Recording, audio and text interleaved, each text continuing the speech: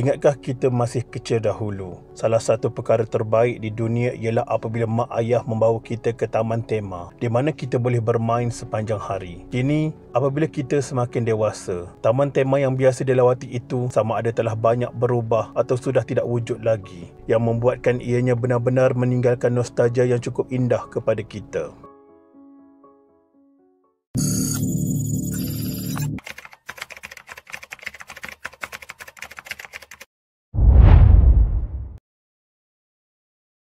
Selepas menghiburkan pelawat ke taman tema selama kira-kira 16 tahun, taman itu akhirnya menutup pintunya pada 30 September 2016. Dulu, seisi keluarga seronok pergi ke sana untuk melihat gelongsor air antara terpanjang di Asia dan banyak lagi tarikan menarik.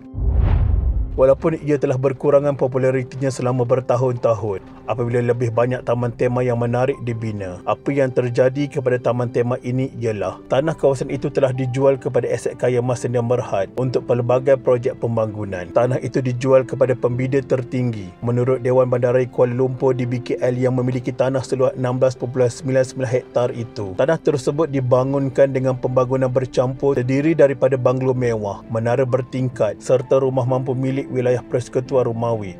Ia dijual dengan syarat pemaju bersetuju membina rumah mampu milik di tapak tanah itu. Menurut aset kaya Mas Sdn Bhd, kawasan tersebut akan menjadi satu pembangunan bercampur dengan nilai pembangunan kasar dianggarkan sebanyak 6 bilion hingga 7 bilion ringgit.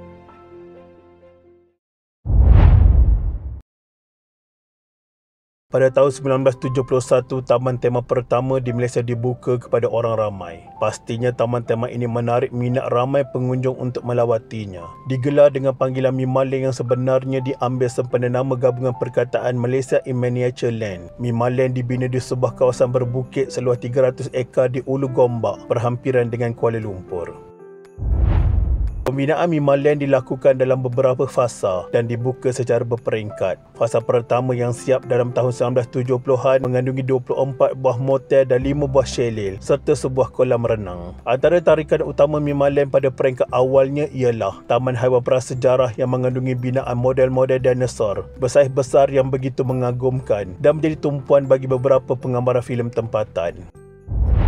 Setelah bertahun-tahun Mimaland beroperasi, seorang warga negara Singapura berusia 27 tahun maut dalam satu kemalangan di kawasan papan luncur air gegasi Mimaland pada Januari 1993. Kejadian malang itu mengejutkan orang ramai dan memaksa pihak Mimaland menutup sementara kawasan yang terlibat, iaitu kolam renang dan papan luncurnya.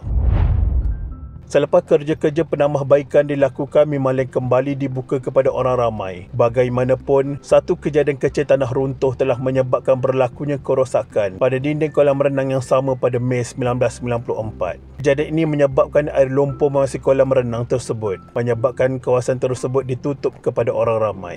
Beberapa pihak termasuk agensi kerajaan kemudiannya telah menyeret pihak pengurusan Mimaland ke mahkamah di atas beberapa dakwaan kesalahan. Antaranya ialah kelemahan dalam kawalan keselamatan serta menjadi punca kepada beberapa masalah. Sepanjang pembicaraan kes tersebut, pihak mahkamah telah menghalang Mimaland daripada meneruskan operasinya. Akibat tidak dapat lagi bertahan tanpa beroperasi, Mimaland akhirnya terpaksa menutup terus pintunya buat selama-lamanya pada 1994.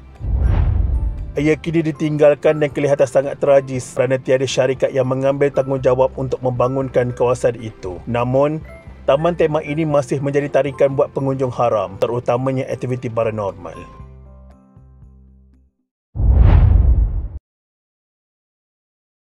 Taman tema ini terletak di Moonlight Bay, Batu Feringgi dan disebut-sebut sebagai salah satu taman penggambaran air laut pertama di Asia yang membuatkan penduduk Pulau Pinang teruja menanti pembukaannya. Taman tema ini telah dibuka secara rasmi pada 25 Disember 2013. Ia adalah cetusan idea Theme Park Concepts and Services Sdn Bhd dengan kelulusan daripada Lembaga Pelancongan Global Pulau Pinang. Taman tema ini menawarkan beberapa laluan halangan dan segala aktiviti berkonsepkan di atas air. Ianya dibuka setiap hari dari 9 pagi hingga 7 malam. Tiket berharga RM40 untuk dewasa dan RM30 untuk kanak-kanak berumur 11 tahun ke bawah. Semua pelawat ke taman ini perlu mempunyai ketinggian sekurang-kurangnya 110 cm untuk dibenarkan masuk. Menurut laporan, ianya ditutup selepas ombak kuat merosakkan peralatan taman tema. Justru, jika peralatan itu mudah rosak dan musnah, maka taman tema ini tidak pernah selamat untuk digunakan.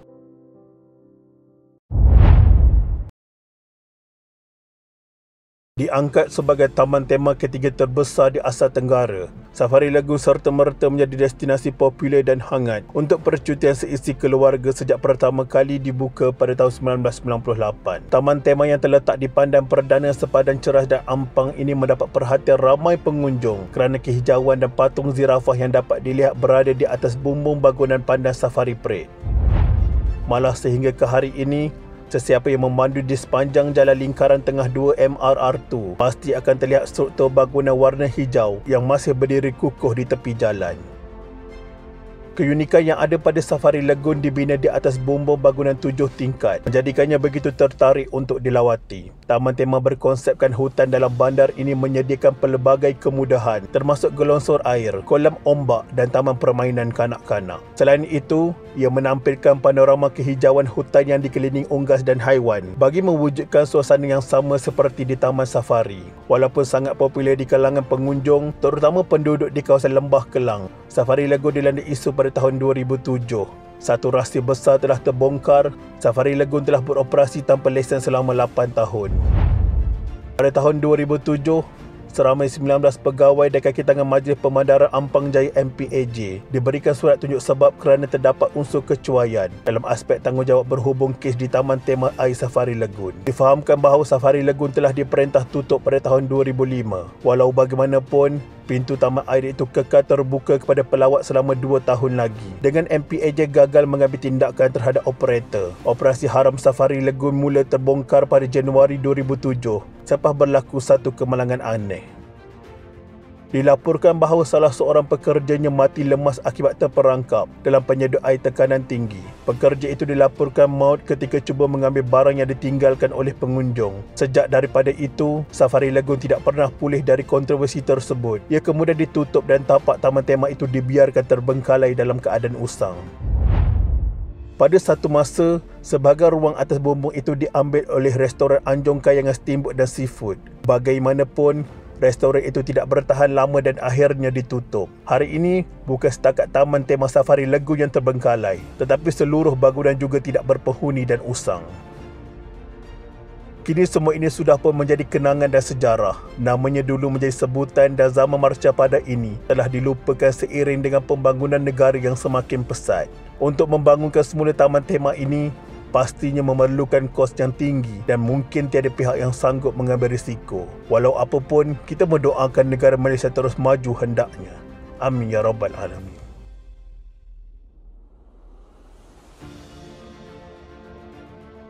Sekian, terima kasih.